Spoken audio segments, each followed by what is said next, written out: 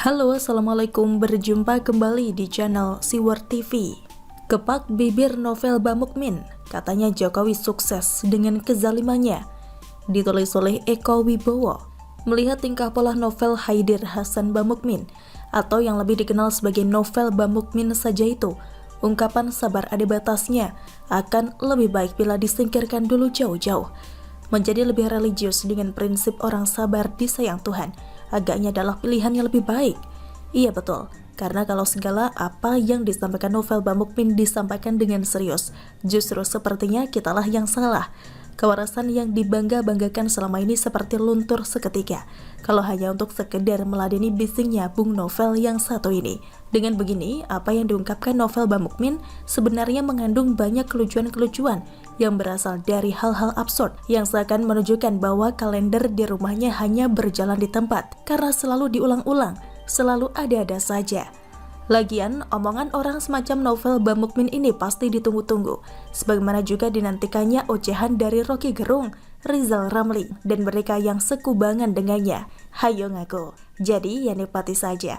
Terbaru terkait isu jabatan Presiden 3 periode. Seperti biasa, novel langsung menunjuk Presiden Jokowi yang seakan menginginkan penambahan jabatan tersebut. Merasa sukses dengan kezalimannya itu, maka Jokowi diduga sekarang mengambil langkah 3 periode, kata novel Bamukmin mengutip suara.com, Senin 6 September 2021. Hahaha, sungguh amazing. Satu lagi bukti bahwa novel Bamukmin memang selalu sukses menemukan hal-hal yang masuk kategori ada-ada saja, tapi menarik. Iya, karena seperti biasa, novel selalu sakar PDW bila menyampaikan komentar, tidak sesuai yang umum diketahui, selalu lebih ahli dari ahlinya ahli. Berapa banyak berita yang menampilkan pernyataan Pak Jokowi yang tidak mau 3 periode, tapi semua seakan tidak dibaca oleh novel Bamukmin. Petinggi PA212 ini lebih menonjolkan rasa prasangka buruknya saja. Soal Pak Jokowi zalim sebenarnya dengan sangat mudah untuk dibantah, bahkan dengan apa yang terjadi pada novel Bamukmin sendiri maupun lingkaran di sekelilingnya. Kalau kezaliman Pak Jokowi dikaitkan dengan apa yang menimpa junjungan novel Bamukmin, yaitu Imam Besar HRS, jelas sama sekali hanya omong kosong. Bahkan apa yang dilakukan oleh sang imam besar tersebut seharusnya sudah lebih dari cukup untuk membuat novel Bamukmin dan gerombolannya malu terguling-guling. Iya, bagaimana bisa orang yang menerima disebut sebagai imam besar sehabis umroh lama dianggap punya daya tarik hingga mampu mengumpulkan 7 juta orang, punya daya gempur yang dahsyat. Kok ya tiba-tiba mak cerit ketahuan memalsukan surat keterangan hasil tes COVID-19. Lah kalau model begitu apa bedanya kelakuan si imam besar itu dengan misalnya anak-anak yang memalsukan surat izin sakit untuk bolos sekolah? Imam besar kok ya tidak berkelas babar belas. Bukti lagi, orang yang sesegmen dengan novel Bamukmin sendiri juga sekarang masih sangar dan eksis. Indonesia masih bisa menikmati setiap perkataan dari mereka itu. Rocky Gerung dengan dungunya juga masih ngoceh kesana kemari. Begitu juga Rizal Ramli, Haikal Hasan, dan masih banyak lagi.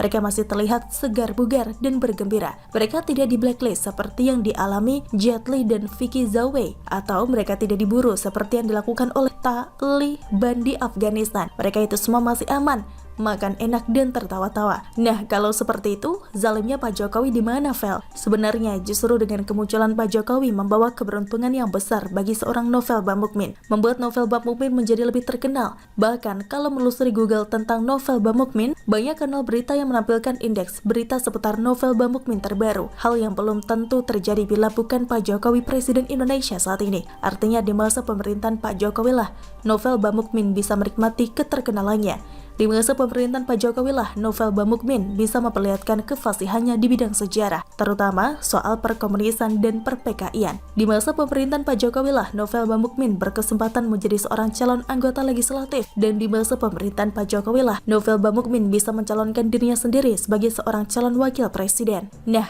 nikmat mana lagi yang kau dustakan? Hai novel Bamukmin, bagaimana menurut Anda? Silahkan tulis komen Anda di kolom komentar. Jangan lupa untuk like, subscribe, dan share. Siwar TV pamit, sampai jumpa. Wassalamualaikum warahmatullahi wabarakatuh.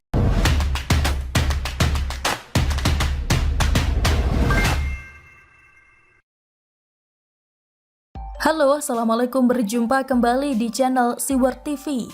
Langkah catur cerdik Jokowi bikin Demokrat penasaran dan panik. Ditulis oleh Syardi. Pak Jokowi suka diam. Diam bukan tidak mau bicara, tapi karena mempertimbangkan banyak hal sebelum berbicara atau bertindak. Inilah yang membuat Pak Jokowi sulit ditebak. Sama seperti film yang memiliki plot twist di bagian akhir yang membuat kita terkejut saking terpukaunya. Ahok dulu pernah menyebut strategi merebus kodok yang dilakukan Jokowi. Kodok pelan-pelan digiring ke wadah berisi air dingin. Kodok tidak sadar sedang dijebak. Pelan-pelan air dipanaskan, makin hangat, panas hingga mendidih. Dan kodok tidak bisa berbuat banyak, begitu sadar, sudah terlambat. Diamnya Jokowi juga membuat banyak orang penasaran sekaligus kesal. Jokowi berulang kali dijebak agar terjungkal, tapi diamnya Jokowi dan sikap penuh perhitungan membuatnya dengan mudah lolos. Jokowi ibarat ikan yang terlalu pandai, tidak mudah tertipu kail yang berisi makanan enak. Ada banyak contoh, salah satunya adalah saat AHY melakukan konferensi pers, mengatakan dirinya sedang dikudeta oleh orang di dalam lingkaran istana. AHY minta Jokowi klarifikasi dan menjelaskan kepada publik. Siapapun tahu ini adalah pancingan. Sekali Jokowi buka suara maka dia akan terus terseret. Jokowi sampai detik ini tidak pernah buka suara terkait isu kudeta tersebut. Begitu juga saat polemik tes TWK KPK memanas, Jokowi terus didesak, diminta, dituntut bahkan dipaksa untuk buka suara dan intervensi. Jokowi lagi-lagi tidak mudah terpancing. Jokowi hanya memberikan pernyataan normatif, bukan karena tidak mau, tapi karena bukan wewenangnya untuk mengintervensi. Semua itu sudah diatur BKN dan bisa pula ajukan ke pengadilan jika pihak yang gagal tidak puas.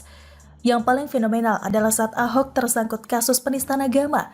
Pihak musuh tahu Ahok dan Jokowi sangat dekat bagi sahabat yang saling melengkapi. Jokowi diancam agar tidak ikut campur masalah hukum yang menjerat Ahok, sekaligus berharap Jokowi melakukan blunder sehingga bisa dibereskan sekaligus. Jokowi ingin sekalian dihabisi melalui kasus Ahok ini. Tapi sekali lagi Jokowi selalu penuh perhitungan sebelum mengambil langkah.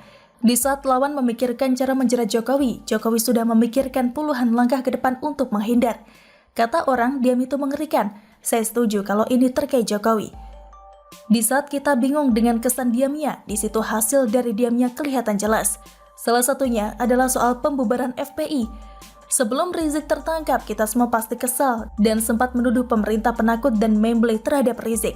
Bayangkan, berkali-kali Rizik bikin ulah, tidak ada konsekuensi apapun. Ada masalah, dia kabur saja. Dia bisa pulang seenaknya. Kerahkan pendukung bikin semak di bandara, bahkan bisa seenaknya bikin acara yang bikin kerumunan.